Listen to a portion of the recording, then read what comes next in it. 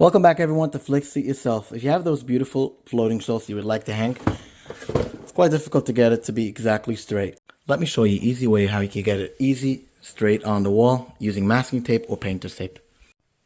Step 1, you take the masking tape or painter's tape and you put it over here on top, from one side to the other side. Step 2, you mark the top in like this. Once it's marked, you take off the tape. The next step, you take a leveler and you make the markings on the two sides to make sure you have a leveled line.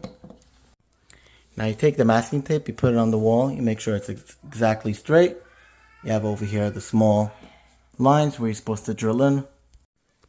Okay, now that we did the tape for both of the floating shelves, we made the line over here, both are marked down where the screw should be.